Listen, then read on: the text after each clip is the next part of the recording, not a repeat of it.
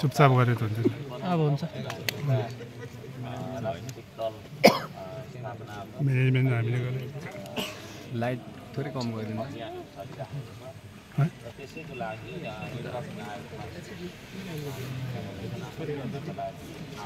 यिनीहरू confirm mobile camera लगाउँछ क्या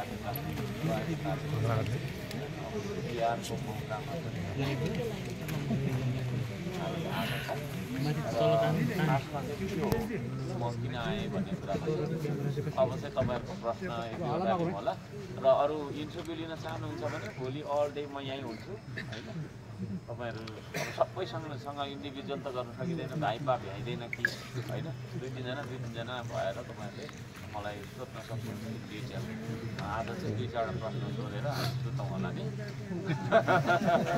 हैरान भइएको छ बाटोमा पछाडि चाहिँ आइयो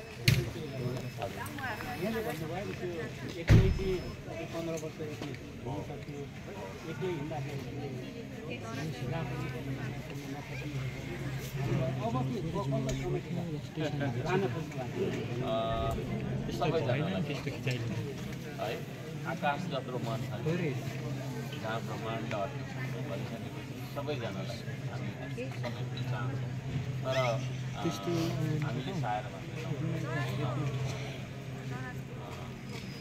पत्रकारहरूलाई चाहिँ म हाम्रोमा आउनु भन्दिनँ मैले भने पत्रकार कर्मचारी र शिक्षक कर्मचारी पत्रकारलाई चाहिँ हामी हाम्रो दलमा कुनै पनि संस्था किनभने तपाईँहरू भनेको राजनीतिको अङ्ग हो त्यसको पक्ष हुनुपर्छ पानीको पानी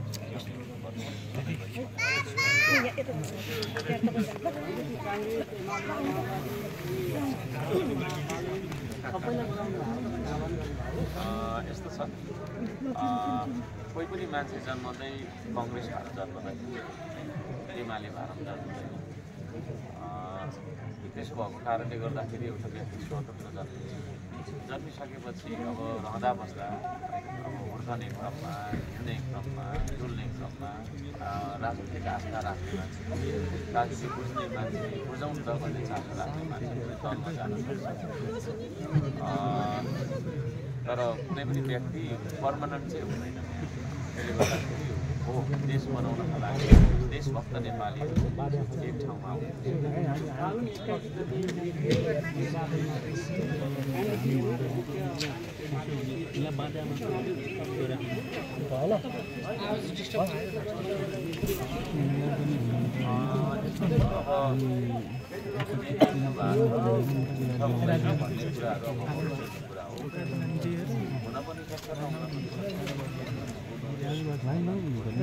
कमको हुनुको पर्दैन कहाँ गर्नु पर्दैन कर्मचारीलाई पनि दिँदैन सरकारी कर्मचारीलाई दिँदैन त्यो सरकारको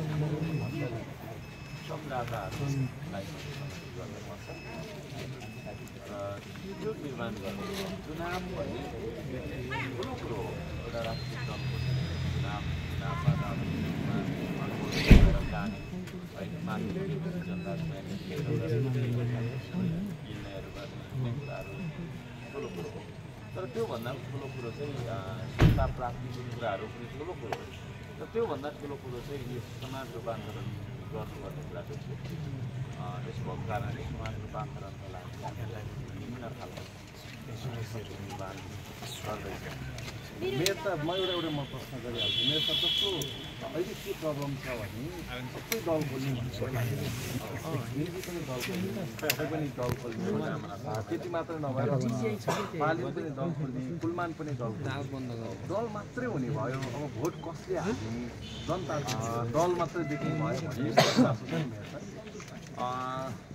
दल त धेरै छन् तर हाम्रो श्रम संस्कृति जस्तो फरक होइन त्यो चाहिँ अलिक फरक छ त्यहाँ भनेको त्यहाँ चाहिँ सबै अट्ने दल खोल्न जस्तो तपाईँ सबैसँग सहकारी गर्न तयार हुनुहुन्छ देश बनाउनका लागि सबैसँग तपाईँसँग मिल्न तयार छु होइन यहाँ भएका सबैसँग मिल्न तयार छु। जस्तो यदि देश बचाउने सवाल हो र देश बनाउने सवाल हो भने हाम्रो मन आकाश जस्तो हो। जस्तो तपाईँ र बालन बिचको टकरार देखिया छ नि उहाँप्रति चाहिँ यस्तो छ, अब उहाँ आफै दल खोलेर अगाडि बढ्नु भन्दै हुन्छ भन्नुभयो तपाईँले।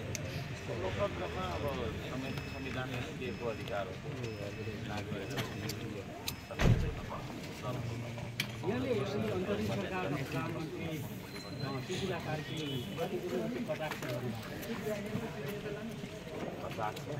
कस्तो खालको उहाँको काम गर्नु विदेशी भनिरहनु भएको छ। त्यो चाहिँ यस्तो छ, अब त्यो के अरे अब ढिलो पनि भइसक्यो होइन, अब त्यो च्याप्टर ढिलो पनि भइसक्यो। तर उहाँ त अहिले पनि उहाँ त गर्नुपर्ने कुरा ढिलो भयो।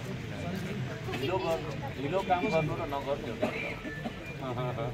जस्तै असारमा हामीले धान रोप्नुपर्छ होइन, पुसमा जाडोमा हिउँ परि तुसारो झरेको बेला धान रोपेर ढिलो भइरहेको छ।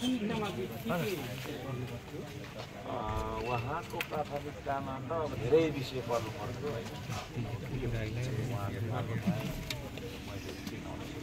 जस्तो उहाँले सिकाउनका लागि मेरो त तपाईँले देखिरहनु भएको नेतृत्व अलिक ठिक भएन भनिरहनु तपाईँ के गरी भनौँ न, अब तपाईँले म नेतृत्व दिन्छु भनेर यो दल खोल्नु भएको जस्तो लाग्छ। भोलि उद्देश्यमा म नेतृत्वमा आउँछु भनेर सोचिरहनु भएको छ। तर यहाँ परिस्थिति त्यस्तो छैन। यदि तपाईँ आउनुभयो भने तपाईँको कदम के रहन्छ?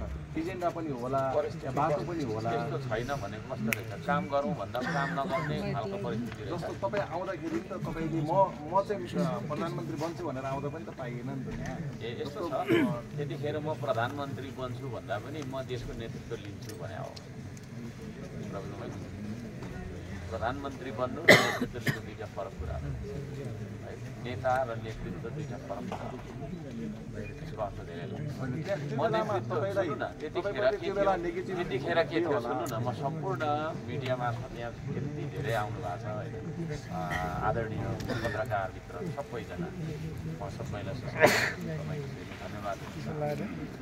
तपाईँहरूले हुबहु जस्तो छ त्यस्तै कुरा गर्दा पत्रकार एकछिन त्यसको उत्तर पत्रकार वकिल बन्नु पत्रकार जर्नलिस्ट जसले फ्याक्ट कुरा यो म विश्वास गर्छु तपाईँहरूले गर्नुहुन्छ। नेपालको पत्रकारहरू पत्रकार जस्तो गर्नुपर्छ, दलको पक्ष पोषण गरेर विपक्षी दलको मान्छेहरू उनीहरूको सामग्री प्रस्तुत गर्नु हुँदैन।